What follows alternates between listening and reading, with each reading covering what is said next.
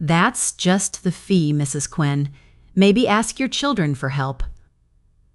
Colin Mercer said it soft enough to pass for courtesy, but his mouth smiled like a gate with teeth. The teller lane hummed beside us. A printer coughed. In my left hand, the bank queue ticket went damp. In my right, I held last month's statement showing a new maintenance charge that powdered my pension deposit like moths on flour. I don't have children, I said, steady. I have a senior waiver on file. It was converted, he said. New product, new rules. Without my consent? Opt-out window closed, he replied. These changes are automatic. It's policy. His catchphrase had a shine to it, the way a coin has from too many pockets. People turned a little. Monday mornings make eavesdroppers. A boy in a school blazer swung his legs from a chair. Somewhere a baby squawked. I slipped a folded grocery receipt into the clear sleeve of my ledger and met his eyes. Before we continue, tap follow and tell me where you're listening from. Monday morning, in a quiet suburb where camellias drop their pink skirts on the sidewalks, is my time for three things: a pot of tea, yesterday's crossword, and the ritual of the ledger. I ran Quinn's Corner Grocer for 41 years. Habits stick. The shop is gone, sold 2 springs after Michael died, but I still keep the same green-backed ledger on my porch table. I record every bill and every small mercy. It helps me see that life adds up. I am Hannah Quinn, 71, widow, retired grocer, arthritis in the thumbs but strong in the back. My pension drops on the first Tuesday, Foodco Pension Services, neat as a church usher. The day after, I pay the utilities and refill blood pressure tablets. I buy coffee beans and a bunch of dill because it makes the kitchen smell like summer. I tuck grocery receipts in a shoebox with a rubber band around it. I don't know how to say this without sounding dull, but dull saved me.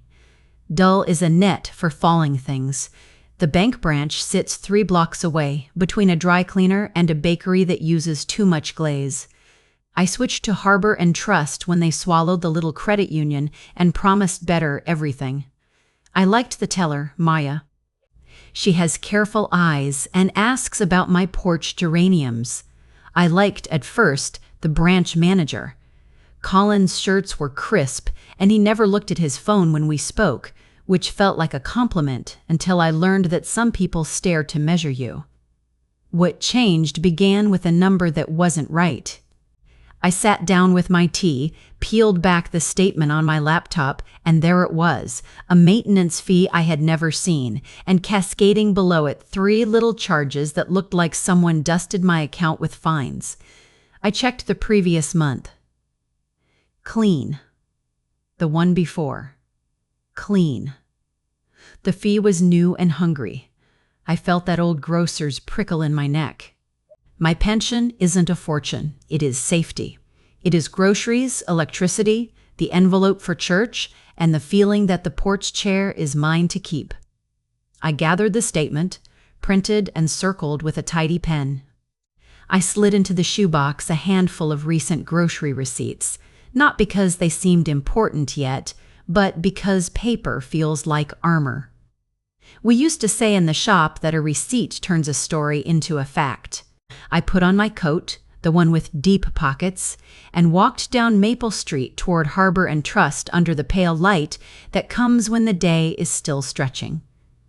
The lobby was busier than usual.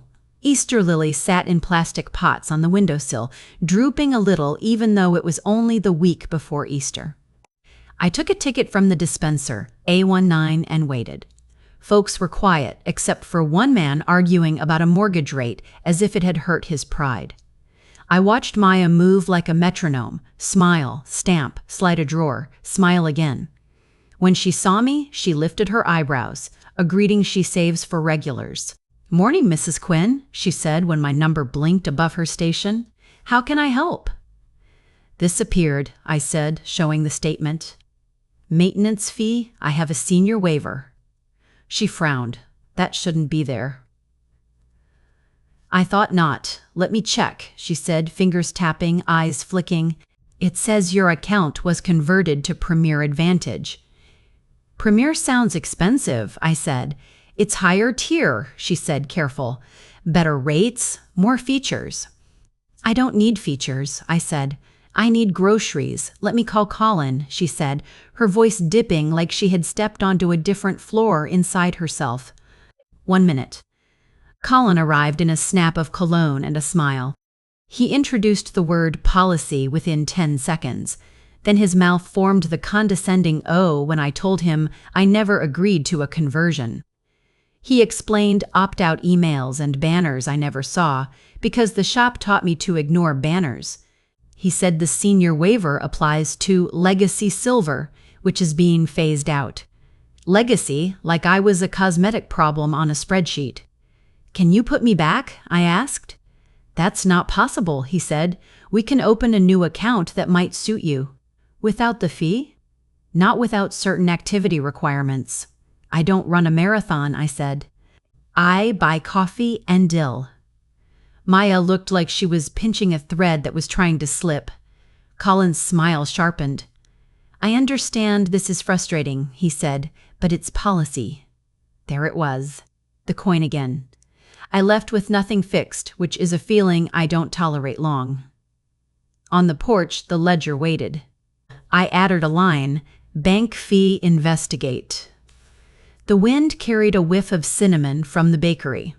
My shoebox of receipts sat like a friendly brick at my elbow. Paper is patient. People try not to be. Tuesday afternoon, I returned with my paper armor. I had printed last year's Harbor and Trust brochure, the one with the smiling couple who look like they eat a responsible amount of yogurt. It promised no monthly fees for seniors with a qualifying pension deposit. I had a copy of the letter Food Co. Pension Services sent me when Michael died, confirming the lifetime deposit schedule. I had 3 months of statements with clean margins where fees should never be. Maya saw me and knew it was round 2. Mrs. Quinn, she said, let me get Colin. He came faster than before. Perhaps he enjoys second servings. I laid out the documents on his glass-topped desk in the little offices along the wall, the ones that make you feel like a goldfish being discussed. He steepled his fingers, a gesture I always disliked because it tries to borrow the solemnity of church. The brochure is outdated, he said, tapping it. We updated the product suite in January. The letter isn't, I said. My pension is still a pension. It may not qualify under the new criteria. What is the criterion for a pension to be a pension? I asked. He glanced at his screen. It has to be from an approved source. Food Co. is a fortune something, I said. Approved enough to feed 30 towns. It's not on this current list, he said, swiveling the screen just far enough that I couldn't read it. I can submit a request. Submit it now. That process takes time, he said, and there's no guarantee. Meanwhile, the fee stands, he said. We can help you meet the activity requirements to offset it. Use the card more, you mean, I said. Spend more to save less. He smiled again. Exactly. The fee ate my pension, I said, not raising my voice, because the shop taught me that calm sticks better than noise. You know this is wrong. It's policy. He said it so softly that it almost sounded like pity. I pulled a grocery receipt from my shoebox. See that? I said, tapping the register number. Lane 3. My old shop used the same model. It prints the cashier's initials and the time down to the second. I placed it beside the statement. I pay my bills the day after the deposit. The timing hasn't changed in 6 years. If anything, I've become more reliable. That isn't relevant, Colin replied. It's relevant to me. I studied his face, the way his eyes stayed neutral while his mouth tried to be kind. It was a useful face, the kind that tells you rules are water and people are rocks. If you want to file a complaint, he said, you can do that. We take compliance very seriously. Then you won't mind sitting with me when they call, I said. He blinked. There's a process, he repeated, like he was the one who needed convincing. I can't guarantee outcomes. You already said that, I answered. I gathered my papers, slid them into the ledger sleeve, and nodded to Maya on the way out. On Maple Street, I took a photo of the branch hours sign because small facts are the ones that wander when you're not looking. At home, I made tea. I called the number on the back of the card and asked to speak to someone with more authority than a brochure. Compliance, said a woman named Terry after 3 transfers. How can I assist? I read her the fee, the conversion, the senior waiver, the pension letter, the brochure. I described Colin's confidence. I asked about the approved sources list. Terry listened like she was stacking plates. I'm opening a case, she said. You'll get an email with a case number. It may take up to 10 business days. 10 days? I said. That's Easter and then some. I understand, she said. If there's hardship, we can consider a temporary credit. There's principal, I said. Consider that. 3 hours later, the email arrived with a string of numbers that looked like a door no one wanted to use. I printed it and tucked it behind the Food Co. letter. Then I did what I do. I went through the shoebox, grouped receipts by week, and clipped them with binder clips. I pressed the creases flat with the edge of a butter knife. When I finished, the sun had gone, and the porch light drew a small committee of moths. The moths do what they do. The rest is up to us. Wednesday morning, the phone rang before breakfast. Mrs. Quinn, this is Colin Mercer from Harbor and Trust. I wanted to follow up. Good morning, Colin, I said, pouring water over the tea leaves. Proceed. I spoke with our regional team. Your account was moved as part of a bundle migration, he said, putting official clothing on the word shove. We can move you to basic every day. The fee will remain unless you meet activity. The activity I didn't need for 6 years, I said. Times change, he replied, which was not untrue but not helpful. He then introduced an interesting detail. I also see you haven't been using the debit card much. Because I budget, I said. I use cash for small things. Do you remember cash? He chuckled.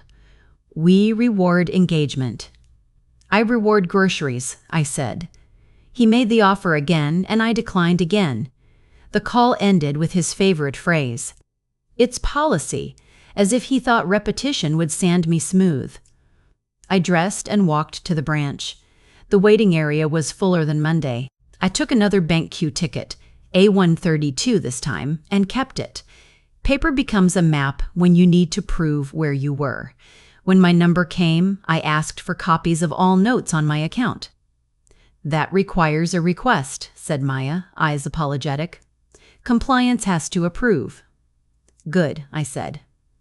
Then they'll see I asked. Mrs. Quinn, she said quietly, if you open a new account, we can sometimes credit back one-off fees. It's not guaranteed. Not guaranteed is just a softer. No, I said. I appreciate you. In the little office, Colin leaned forward. Look, he said, I'm trying to help. You're trying to reroute me. He sighed. We moved thousands of accounts. Nobody else is making this much noise. Maybe nobody else kept the brochure, I said, laying it on the glass. Maybe nobody else has a pension letter that says this account is specifically for those deposits. Maybe nobody else spent 41 years matching register tapes to supplier invoices. That teaches persistence. He stared, then chose a new path. If you continue to be dissatisfied, you're welcome to escalate to the bank ombudsman, he said, letting the words sit between us like a dare. We'll provide the case file. Thank you, I said. I will. Outside, I sat on the bench beneath the drooping lilies and dialed Terry from compliance again. I'll need transcripts of my calls and internal notes for the ombudsman, I said. That will be part of the case file, she said. Also, I see something unusual. A Premier Advantage welcome kit was generated but returned undelivered. I never received it, I said. What address? She read an old address from before we sold the shop. I wrote it down in the ledger. The error wasn't fatal, but it was useful. People forgive big swings and blame small sloppiness. Please note that, I asked. The conversion notice went to the wrong place. I was not notified. I've recorded it, she said. I'll also request an internal review from our regional compliance officer. She may ask to meet at the branch. Invite her, I said. Easter week is busy. Let's give people something useful to watch. I hung up and caught Maya's eye through the glass. She lifted her chin a whisper's width, like a tiny seam of solidarity. I slipped the Q ticket into the ledger behind the case email and walked home past the bakery, where a tray of honey buns cooled in the window. I could almost taste the sugar.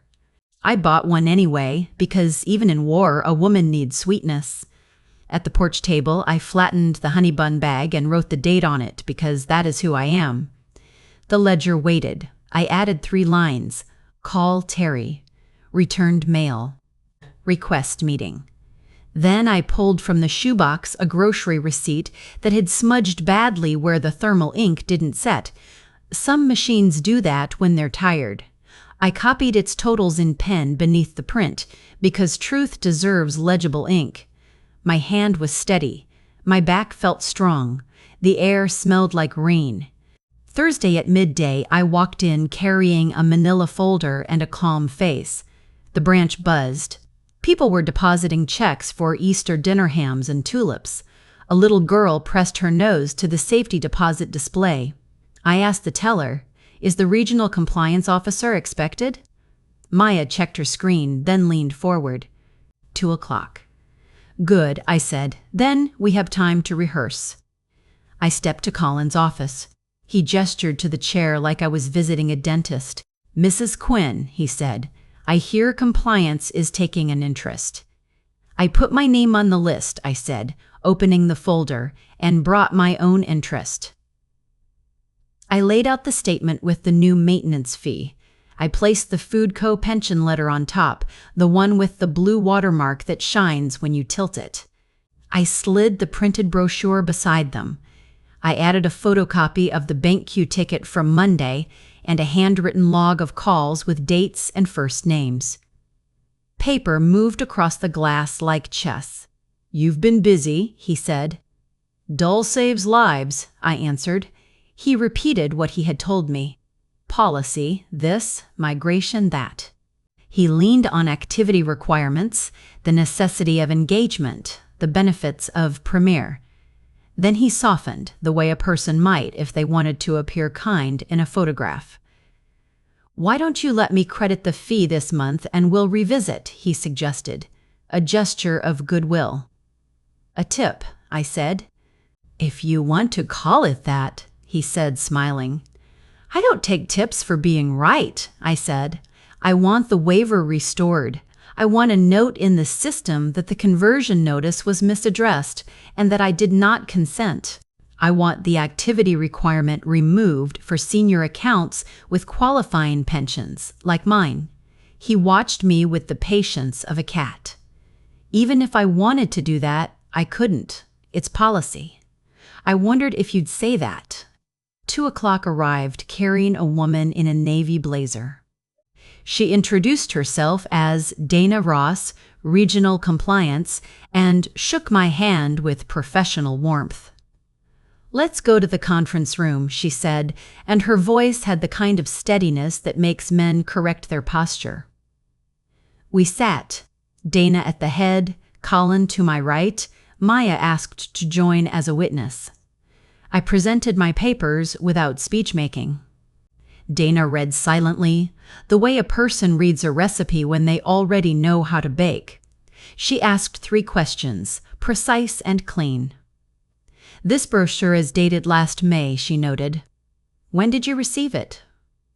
June, at this branch, I said, and slid a note card with the date I had jotted after a teller tucked the flyer into my statement envelope. I wrote it down because I write everything down. Dana nodded. Mrs. Quinn, your pension source appears to have been valid under the previous program. The issue is whether it was grandfathered at conversion. Grandmothered would be nicer, I said. Maya smiled with her eyes. Colin cleared his throat.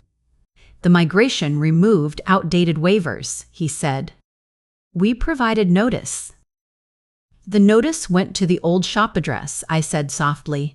Returned undelivered. Dana looked at him. He looked past Dana at the glass.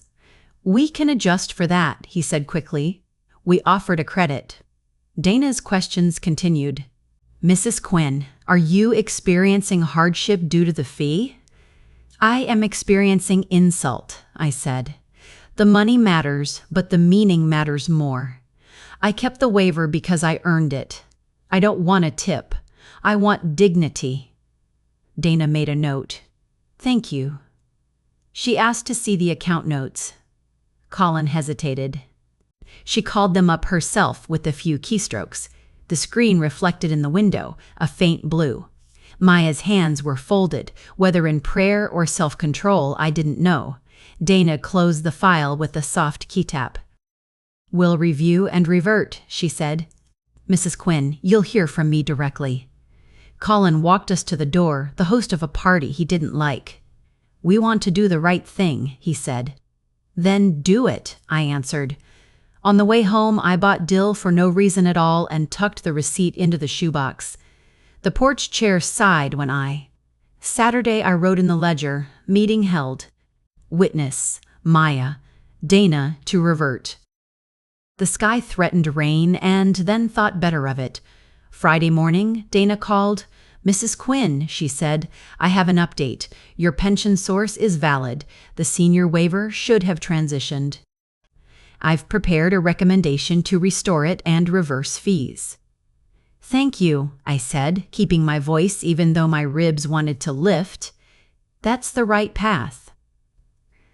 There is a complication, she added. The recommendation needs manager sign-off for branch-level adjustments. It's the policy. Of course it is. I'll be at the branch at noon, I said. You may join if you wish. I can't guarantee I'll arrive by then, she said, but I'll try. At noon, the lobby glowed with weekend energy. People in pastel shirts and light jackets. A man carrying lilies bumped a stanchion rope and apologized to the air.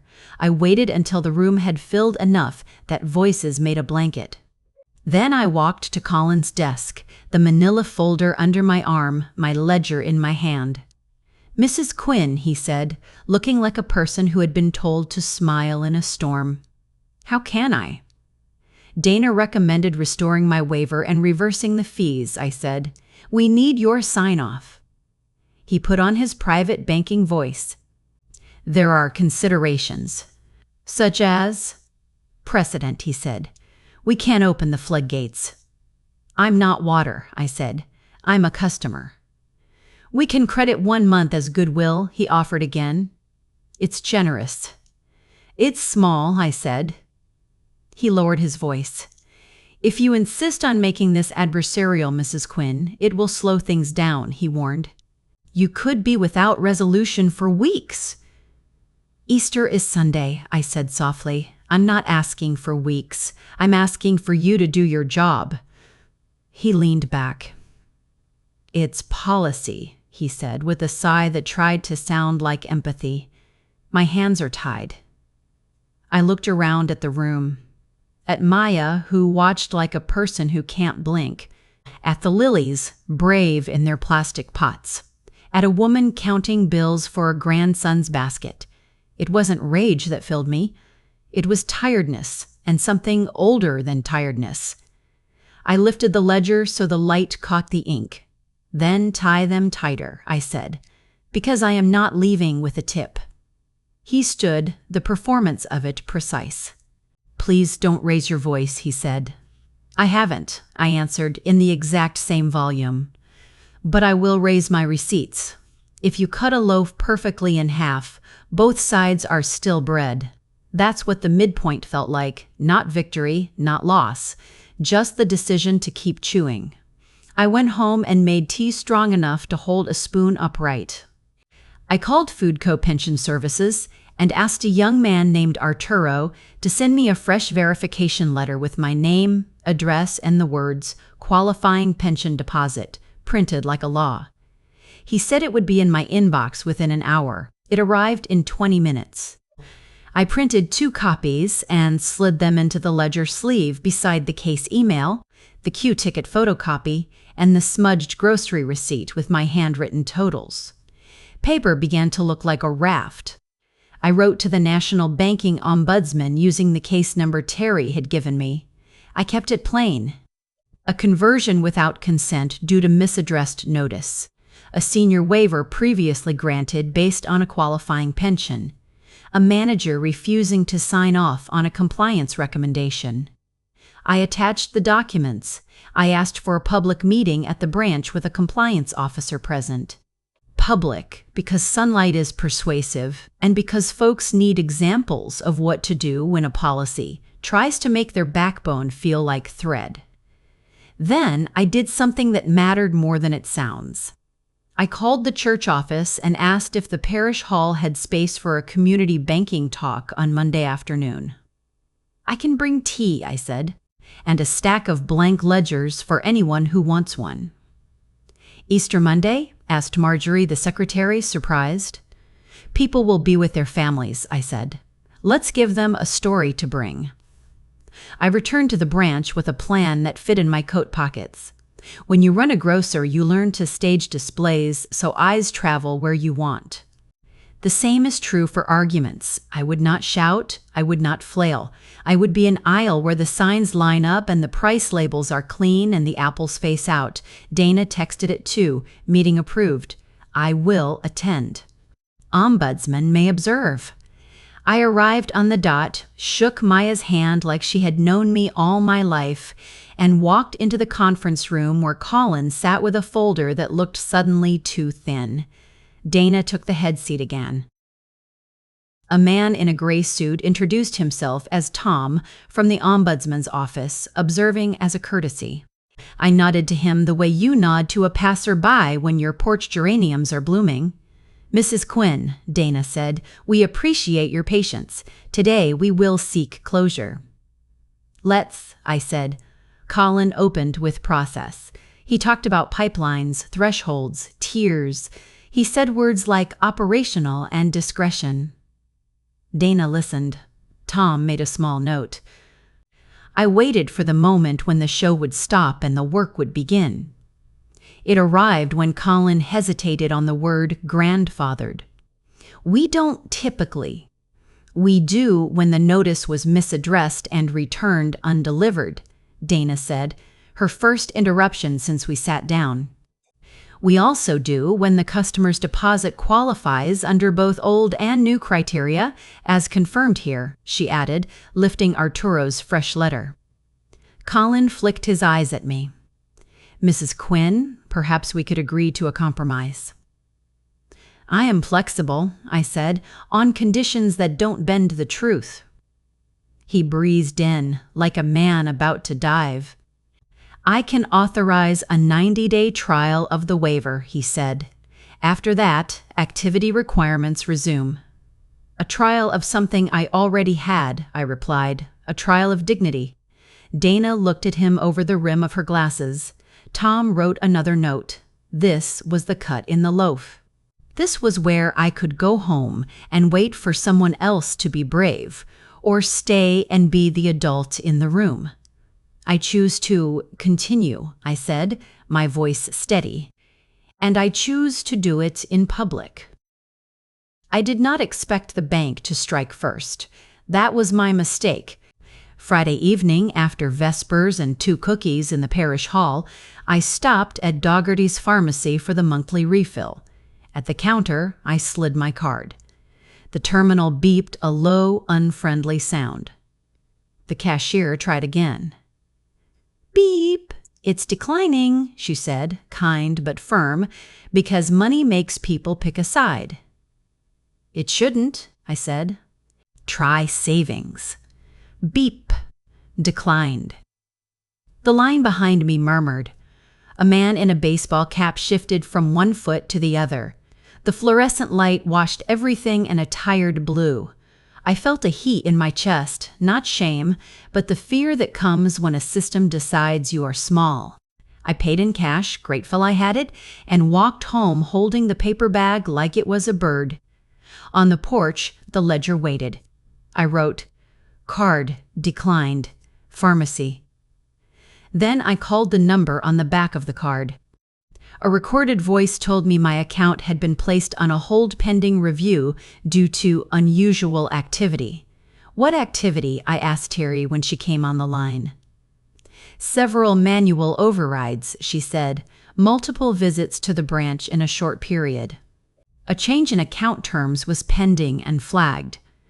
Flagged by whom? I asked, the heat in my chest cooling into something sharper. I can't see that level of detail, she said. I can escalate. Please do, I said, because I am polite even when I am tired. And tell them I will be at the branch at 9 a.m. I will require access to my funds to pay my utility bill on Saturday, and I will require an explanation. I paused. Terry, would you put this in the case notes? Customer believes flag was retaliatory. I can put your words, she said carefully. I'm sorry, Mrs. Quinn. Thank you, I replied. I slept poorly, the way you do when the house depends on wires that you have been told are suddenly unsure. In the morning, I brewed tea and ate toast with the last of the marmalade. I set the pharmacy receipt on the ledger. I looked at the porch chair opposite mine, the one Michael used to fill, and told it I would be back soon. The branch doors clicked open at 9. I walked in and stood straight. People filled the lobby in Easter colors. Some looked dressed for photographs that would go on the fridge. I took a bank queue ticket and didn't sit. When A101 flashed, I stepped to the counter. My account is on hold, I said to Maya. I need it lifted. Her eyes widened with real surprise. She typed and frowned. There's a note, she said. It says pending review due to unusual activity. The activity is me, I said, louder than I meant to. I came here. I asked questions. I brought paper. That is not unusual. That is citizenship. Maya looked like she might cry. I'll get Colin, she said. He arrived with the same soft smile he wore on Monday, except now I could see the stitches. Mrs. Quinn, he said, let's talk in my office. No, I said, we will talk here. A hush slid over the lobby. A woman in a lavender sweater put her hand on her husband's arm. The man in the baseball cap from the pharmacy was there too, I realized, scratchy beard and a look like he recognized something. Mrs. Quinn, Colin said, voice measured, there has been a temporary freeze to ensure the integrity of your account during the review process. It is standard. It is punitive, I said, because I insisted on my waiver. It's policy, he said, and that time the coin clattered. Dana stepped through the door then, like a cue, breath quick as if she had hurried. Colin, she said, why is there a hold on Mrs. Quinn's account? Unusual activity, he replied, the words now brittle. Multiple branch visits pending term changes. Unusual activity is not attending your own bank, I said, keeping my hands on the ledger so I wouldn't point. Unusual activity is misaddressing a notice, denying a waiver, and then freezing funds the day before a utility bill is due. Please lower your voice, Colin said. I am speaking clearly, I said, so everyone can hear. Dana looked at the screen, at me, at the people who had stopped pretending not to watch. Lift the hold, she said, now. I can't, without... You can, she said, her voice calm enough to clip wire. Or I will. He picked up the phone, called something somewhere, and nodded. "It's lifted," he said, unhappy that the miracle took one call. "Receipts," I said, and slid the pharmacy slip across his glass. "I was declined there last night. I want that documented. And I want it understood that if my bill bounces because of this freeze, your branch is responsible for the fees." "You can't assign," he began. "I can name it," I interrupted, steady. "You froze a senior's account while you sat on a recommendation to restore a senior waiver." He glanced at the gathered faces. "It's policy," he tried one more time, weary of the word and yet bound to it like a tie he couldn't loosen.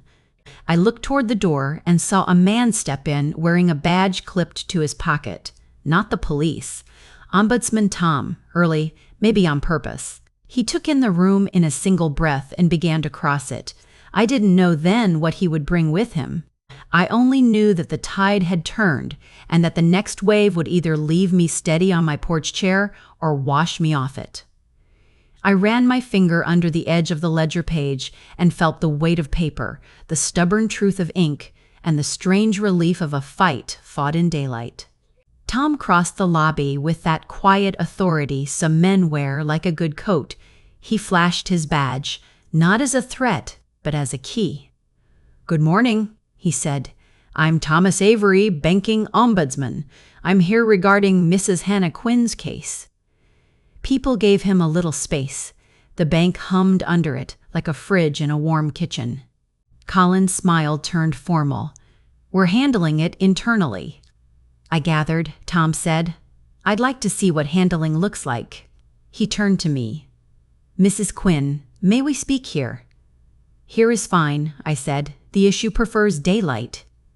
Dana stepped beside him. "Tom, the freeze was lifted. We're moving toward reversal." Tom nodded once. "Good, Miss Turnit. Now we'll move toward remedy." He looked at Maya. "Could you please print the account timeline for the past 2 weeks, include freeze initiation, notice logs, and any returns of post?" Maya looked to Colin. He hesitated. Dana nodded. "Please do," she said. The printer coughed like it did on Monday. Paper inched out. Tom took the pages and scanned them with those steady eyes. He tapped the top line. "Here, I freeze initiated Friday, 1843, reason code, unusual branch activity, initiated by user C. Mercer." He looked up. "That is you, Mr. Mercer." Colin went very still. "We follow indicators," he said. "It's policy." Tom turned another page. "Notice of product conversion mailed to an address on Maple Street that is not the customer's current residence. Mail returned undelivered. Vendor label attached." He lifted the page so the light shone through the black square of a QR code. "Returned UU undelivered." My heart settled. Not triumph. Confirmation. That is different. Tom placed the stack on the counter. He pulled a single sheet from his folder. "This," he said, "is a letter from Foodco Pension Services, signed this morning by their HR benefits coordinator." He looked at me. "Arturo sends his regards." He looked back to Colin. "It states that Mrs. Quinn receives a qualifying pension deposit each month under the terms your bank advertised last May and continued to advertise until January." He tapped the header.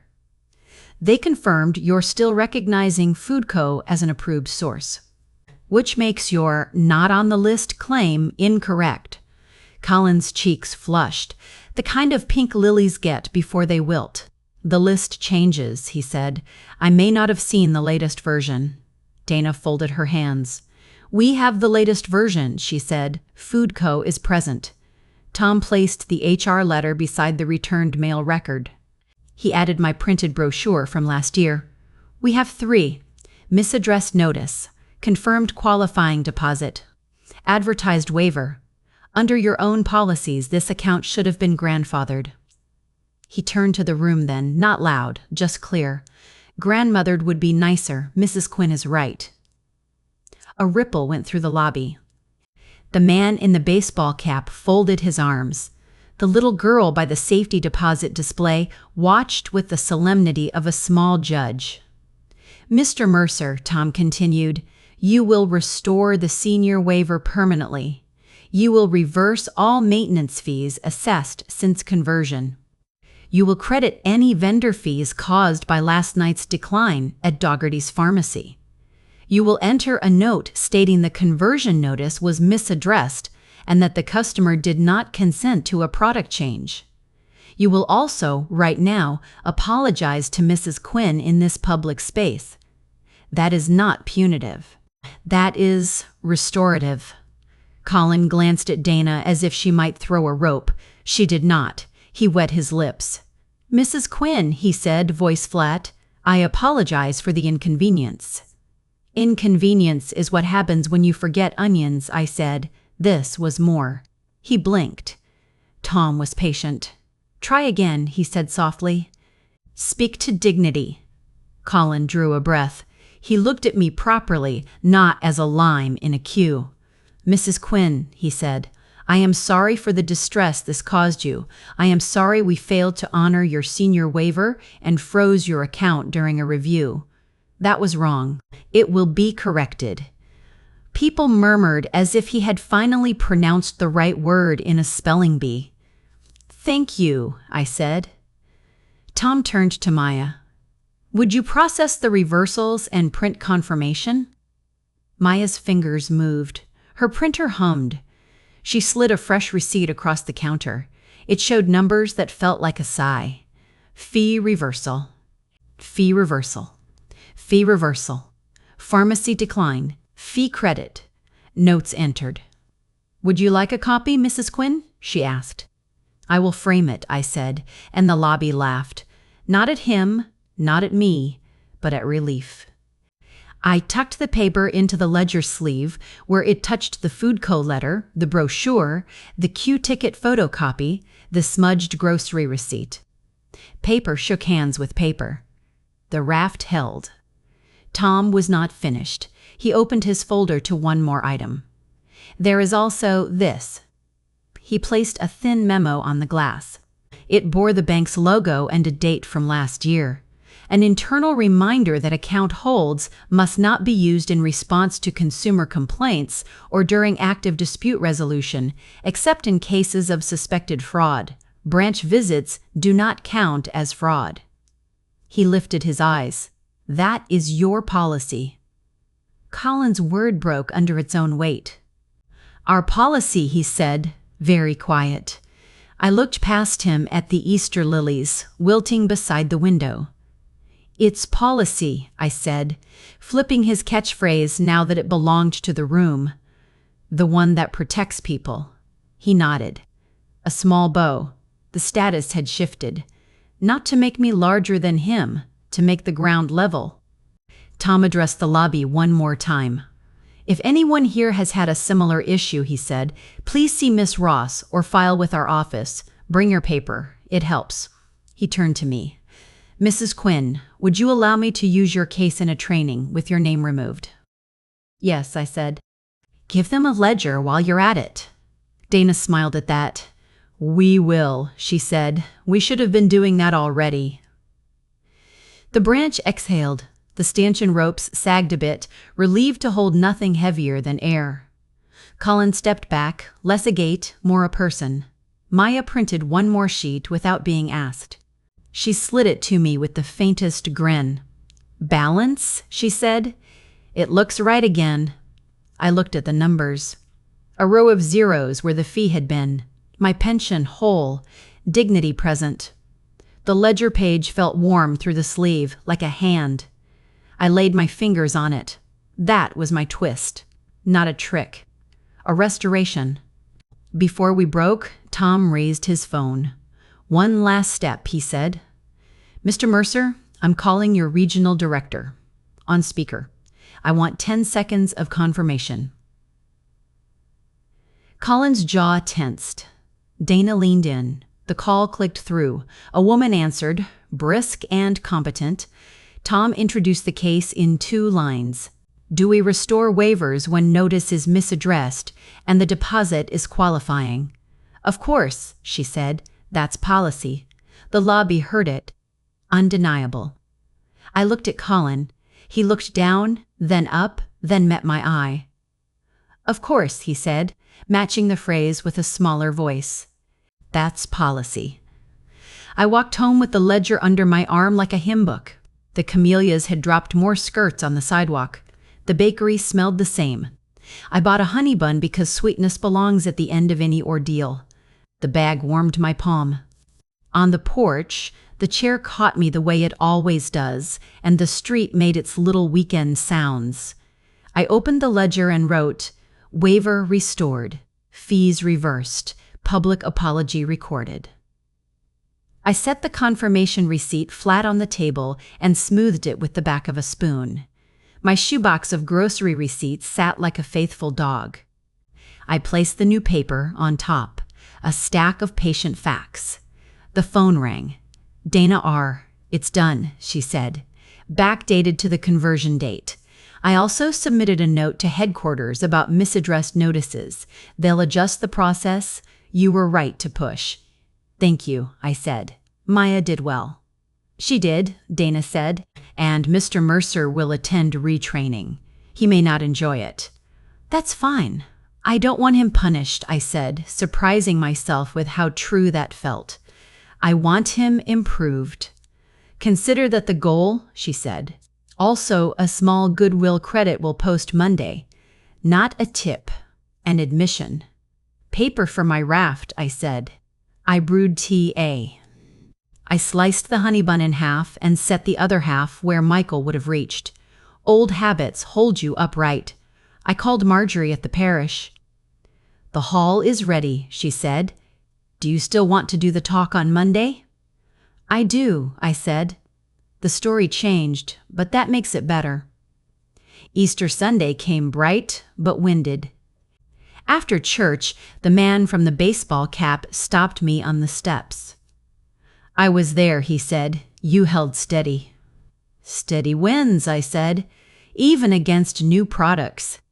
He laughed, then turned shy. Could you show me how you keep that ledger? Come to the hall tomorrow, I said. I'll bring extras. Monday, I carried a stack of dollar store notebooks and a sandwich bag of binder clips. The parish hall filled with a little crowd. Some came because they saw the scene at the bank. Some came because their daughters had said, "Listen to this woman." I told them a story over tea, the way I'm telling you. I spoke about receipts and notes and kind confrontation. I spoke about bringing paper instead of volume. I held up the printed brochure and the Foodco letter like props in a school play.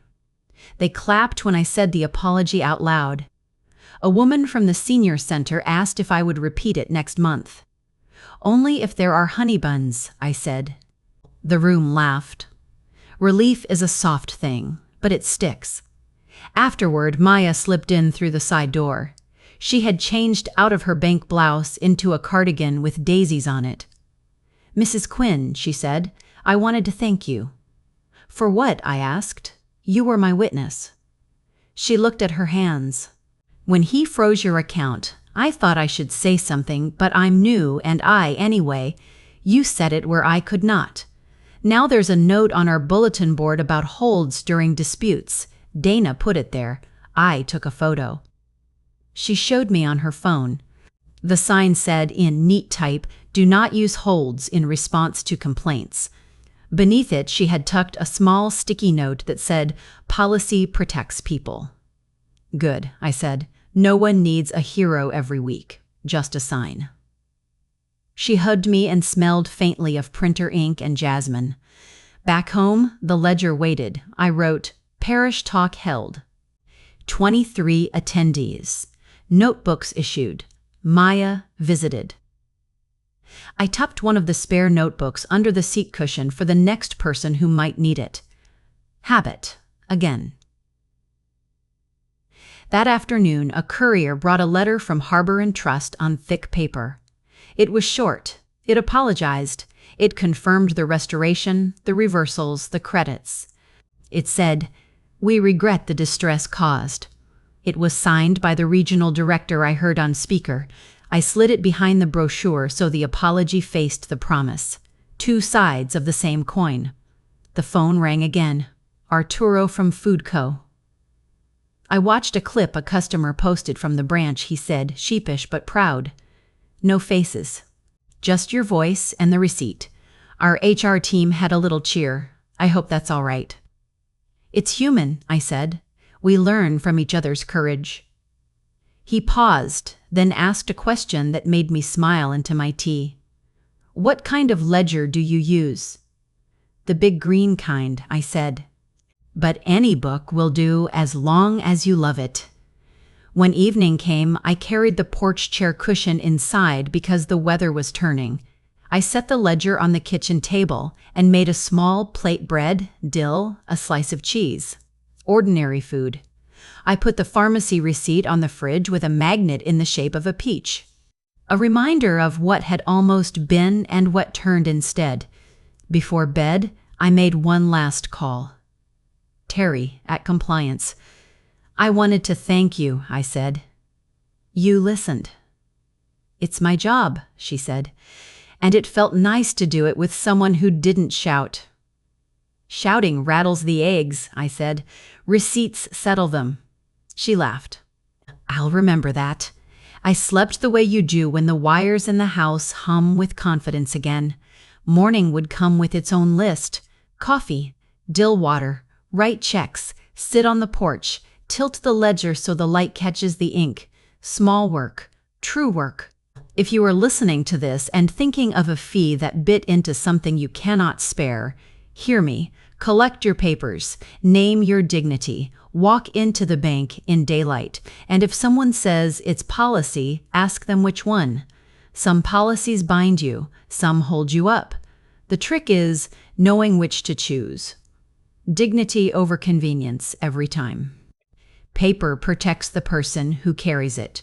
If this helped, share it with someone you love and tell them QuietRevenge sent you.